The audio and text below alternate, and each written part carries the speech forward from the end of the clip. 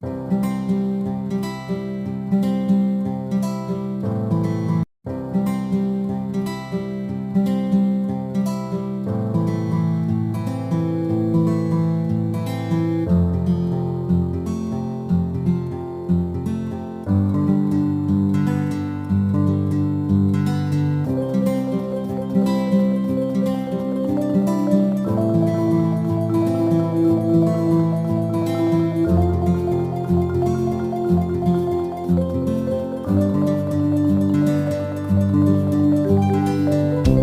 Daily clouds में संगीता में आज हम सेकुलेंट वैरायटी के ऐसे पौधे के बारे में बात कर रहे हैं जो एक मैजिकल पौधा कहलाता है।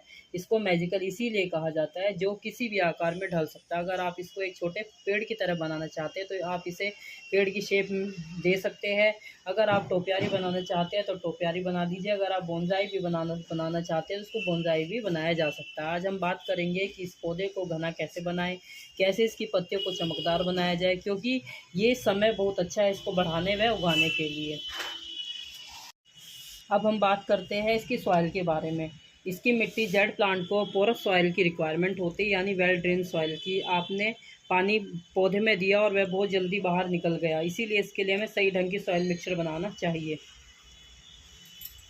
1/3 कंपोस्ट और 1/3 रिवर सैंड और बजरी, इस मीडियम को तैयार करके हमारी सबसे बेस्ट सॉइल मिक्सचर बनता है, जो कि जेड प्लांट के लिए बहुत ज़्यादा बेस्ट होता है। इसी प्रकार से आप इसकी मिट्टी तैयार करेंगे तो आपका पौधा कभी भी खराब नहीं होगा। हमारा वाटरिंग, इसकी वाटरिंग में ध्यान रखें जब तक इसकी मिट्टी बिल्कुल सूखी ना हो तब तक पानी नहीं देना है। ज़्यादा पानी से यह पौधा गल सकता है और ओवर वाटरिंग नहीं करनी है। मिट्टी सूखने के बाद आपको भरपूर पानी देना, फिर जब वह पानी ड्रेन होल से बाहर निकल जाए तो उसके बाद ही आपको पानी देना बंद करना है। जिस प्रकार से देखिए दोस्तों, ये मेरी डंडी मैंने किसी दूसरे पॉट में लगाई थी। इसमें नीचे मैं जो ड्रेन होल था वो बनाना भूल गई थी, जिसके कारण मेरे पौधा पूरी तरह से सूख करके ख़राब हो गया था। ये टहनी देखिए, इस प्रकार से हमारा पौधा ख़राब हो सकता है ज़्यादा पानी इसमें हो जाता है। तो पौधे को धूप न मिले तो धूप न मिलने के कारण ये पत्तियाँ जो है इसकी श्रिंक होकर नीचे गिरने लग जाती है। इस प्रकार ये पौधा, ये मैंने अंधेरा एक्सपेरिमेंट के तौर पर मैंने अंधेरे में इस पौधे को रखा। देखिए पत्तियाँ इसकी श्रिंक होकर गिरने लगी हैं। और इसी प्रकार से यदि आप इसको सूर्य की रोशनी में नहीं रखेंगे तो ये पौधा हमारा ख़राब होने लग जाएगा। आप इसे सुबह की 2 से 3 घंटे की धूप प्रोवाइड करें। यदि आप इसे पूरी छाया में भी रखेंगे तो यह पौधा व इसकी पत्तियाँ सूख कर गिर जाएगी, वह पौधे की चमक भी धीरे धीरे खत्म हो जाएगी। यदि आप पौधे में चमक लेना चाहते हैं तो आप उसकी 2 से 3 घंटे की धूप इसको अवश्य प्रोवाइड कीजिए। पर प्रश्न आते हैं क्या इसको हमेशा इंडोर रखना चाहिए? नहीं, इसको इंडोर रखने के साथ साथ यदि आप इंडोर रखते भी है, इसके साथ साथ सुबह की 2 से 3 घंटे की धूप इसको दिखा दीजिए और यह पौधा आपका अच्छा सर्वाइव करता रहेगा। यदि आप इंडोर ही रखेंगे तो यह पौधा धीरे धीरे खराब होकर ख़त्म हो जाएगा।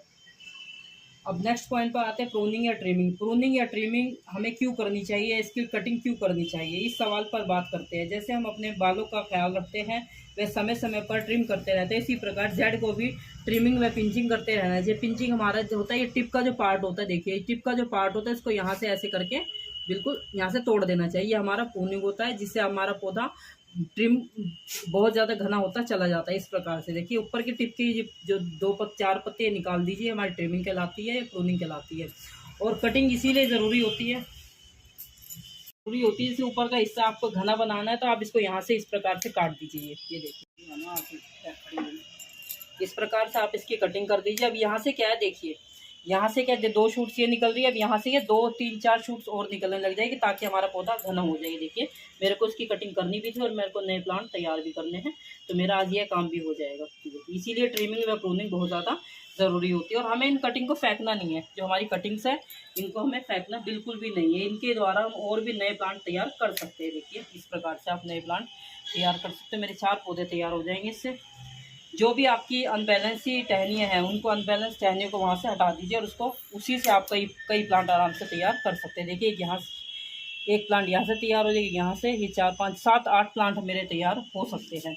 और ये पौधा ऐसा जो कि बहुत ही, यदि आप इसकी सही प्रकार से देखभाल करते हो तो ये पौधा बहुत अच्छी तरीके से सर्वाइव करता रहता है। देखिए इस प्रकार से, और इनको सबको अलग कर दीजिए और ये इतने ही हमारे नए प्लांट तैयार हो जाएंगे। ये देखिए इस प्रकार से नीचे के हिस्से से 4 पत्तियाँ इसकी निकाल दीजिए टिप से, नाखून से ही। देखिए इस प्रकार से। और मैं इसको ग्रो करना भी आपको बताऊंगी। प्रूनिंग और ट्रिमिंग हमारी इसीलिए आवश्यकता होती है यदि आपको अपने पौधे को घना बनाना है, एक बरगद की तरह इसको घना बनाना है, तो आप इस प्रकार से पौधे को बार बार ट्रिम करते रहे समय समय पर, उसकी प्रूनिंग करते रहे। यदि आप प्रूनिंग और ट्रिमिंग नहीं करेंगे तो एक लंबी टहनी इसकी चलती रहेगी और वो सर्वाइव नहीं करेगी। जिस प्रकार से देखिए मेरा ये प्लांट है, जिस प्रकार से मेरे प्लांट है, इसकी मैं ट्रिमिंग नहीं करी, जब से लगाया सीधा सीधा बढ़ता जा रहा है। और यदि आप बहुत ज़्यादा टहनी, इसमें घनी टहनी चाहते हैं तो आपको ट्रिमिंग प्रूनिंग प्रॉपर करते रहिए, ये इसके लिए बहुत ज़्यादा आवश्यक है। इस प्रकार से आपको इसकी प्रूनिंग करके, कटिंग करके इसकी नीचे की 4 पत्तियां निकाल देनी है, जो कि आगे आप इसमें नए पौधे तैयार कर सकते हैं इस प्रकार से। यदि ये पत्तियां नीचे ज़मीन की सतह पर टच होगी तो हमारा पौधा गल सकता है, ख़राब हो सकता है, ये इसमें ध्यान देने वाली बात है। पिंचिंग के द्वारा आप पौधे की शेप को मेंटेन रख सकते हो, जिस प्रकार से मेरे को इसको एक टोपियारी की शेप देनी है, इसीलिए मैंने इसकी आगे कटिंग नहीं की है। समय पर आप इसकी ऐसे करके कटिंग करते रहे। यदि आप, ये हमारा सीक्रेट यह है कि यदि आप इसको घना बनाना चाहते हो तो इसके समय समय पिंचिंग में प्रूनिंग करते रहिए, ताकि आपका पौधा घना बना रहे। जैसे कि मैंने बताया आपको, इस प्रकार से ऊपर की सारी टहनियाँ इनकी पिंच कर दीजिए, यहीं से आपकी नई नई शाखाएं निकलने लग जाएगी। देखिए इस प्रकार से, ये हमारा इसका सीक्रेट है। यदि आप घना खूब भरे पर बरगद की तरह बनाना चाहते हो तो इस प्रकार से इसकी प्रूनिंग कीजिए, वे कटिंग कीजिए, ये इसका सीक्रेट है, इंपॉर्टेंट सीक्रेट है। देखिए, और जैसे एक्स्ट्रा शाखाएं हमारी निकली है, इसको भी यहाँ से काट दीजिए। ये हमारा सीक्रेट है। यदि ये टहनी इसी प्रकार से निकलती चलती रहेगी तो हमारा पौधा क्या है, एक शेप नहीं दे पाएगा। और क्योंकि मेरे को इसकी टोपियारी की शेप देनी है, इसी प्रकार से इसकी कटिंग करते रहेंगे, ये हमारा सीक्रेट है। वो अगले पॉइंट, प्रोपगेशन पे। यदि आपके पास एक जड़ का पौधा है तो आप इससे अनेक जड़ के पौधे बना सकते हैं। प्रूनिंग के बाद जो कटिंग्स निकली है उसको आप बजरी या कोकोपीट में दबा दीजिए। देखिए दोस्तों, ये मैं आपको इसको ग्रो करना ही बता रही, किस प्रकार से आप कटिंग ग्रो करना है। ये मैंने छोटी सी दशेर पर जो कुल्हड़ आती है, कुल्हड़ ली है, उसमें आप मैंने एक मिक्सचर बनाया हुआ है, सॉइल मिक्सचर। इस सॉइल मिक्सचर को अच्छी प्रकार से मिक्स करना है। इसमें 1/3 हमारा गार्डन सॉइल है, 1/3 इसमें कंपोस्ट है, 1/3 में बजरी या हमारी नीम खली, ये सब ये अब इसमें आपको डालना है, अच्छी प्रकार से भर देना है। देखिए इस प्रकार से, ठीक है। और इसको इसमें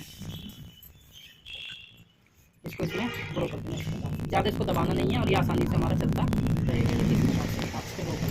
और थोड़ी सी इसमें फ्यूल डाल देनी है। स्प्रे बोतल से जो मिक्सचर में बनाया है, इस मिक्सचर से ही हम इसको नए प्लांट ग्रो करेंगे। देखिए ये 3-4 पत्ती जो निकाली है, इतना हिस्सा में अंदर रखना है इसका।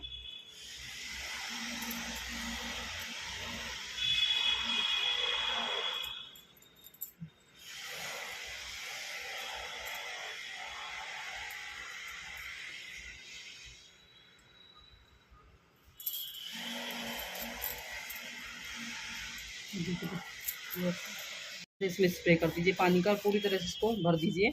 और फिर को 3-4 दिन तक पानी देने की आवश्यकता नहीं है, क्योंकि इसमें हमने बजरी व रेत का भी मिक्सचर डाला है, जिसके कारण हमारे पौधा अच्छा सर्वाइव करता रहेगा। और पानी हमेशा आपको इसमें स्प्रे बोतल से देना, और स्प्रे हमेशा इसमें स्प्रे बोतल से यदि आप पानी देंगे, इसके ऊपर की पत्तियाँ जो है पूरी तरह से साफ़ हो जाएगी, इस पर धूल मिट्टी नहीं जमेगी, हमारा पौधा अच्छा सूर्य की रोशनी एब्जॉर्ब करता रहेगा। इस करके इसमें मिट्टी में दबा दीजिए। और ज़्यादा से ज़्यादा हफ्ते के अंदर ये हमारी कटिंग्स ग्रो हो जाती है। 3-4 दिन तक तो आपको छाया में रखना, उसके बाद इसको आप प्रॉपर धूप में रखिए। और यदि आप इंडोर रखते हैं तो इंडोर में इसको 2 से 3 घंटे की धूप इसको दिखाते रहिए प्रॉपर। और इसमें भी थोड़ा सा पानी इसमें स्प्रे करके छोड़ दीजिए, बस, ज़्यादा पानी देने की आवश्यकता नहीं है। ये हमारा इसको ग्रो करने का तरीका है।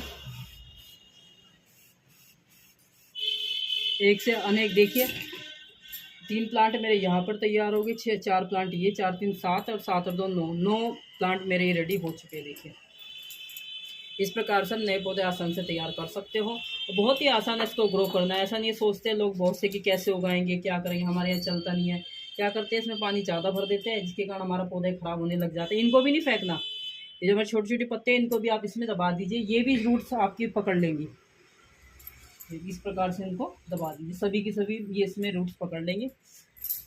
एक तो मैंने बताया था दोस्तों, कटिंग के द्वारा पौधा तैयार कर सकते हैं। एक हमारा होता है रूट डिवीज़न के द्वारा भी आप पौधा आसान से तैयार कर सकते हो। देखिए दोस्तों, जिस प्रकार से मेरा ये पौधा है, इस पौधे को आप यहाँ से कटिंग करके, ये देखिए रूट डिवीज़न से इस पौधे को आप 2 से 3 बनाकर आसान से लगा सकते हो। इसके 2 तरीके होते हैं, कटिंग के द्वारा, एक रूट डिवीज़न के द्वारा आप इस पौधे को आसानी से ग्रो कर सकते हो। देखिए ये मैंने अभी 15 दिन पहले इस पौधे को कटिंग ग्रो की थी। कितनी अच्छी ग्रोथ इसकी हो रही है, देखिए।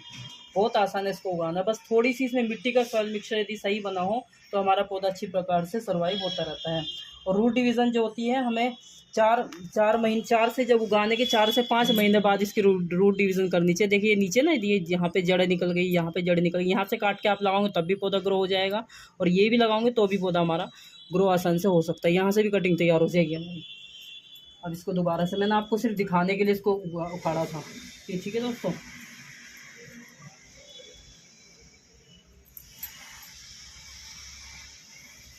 इसकी जड़ को अच्छी प्रकार से दबा दीजिए इसमें। इसको आप नए इसमें लगा सकते हैं, नए पॉट में इसको। अभी रेडी है बिल्कुल। कटिंग इसकी हमारी तैयार हो चुकी है और ये रेडी है दूसरे पॉट में ट्रांसप्लांट करने के लिए। आप रूट डिवीज़न के द्वारा भी पौधे को आसान से तैयार कर सकते हैं, सबसे आसान तरीका।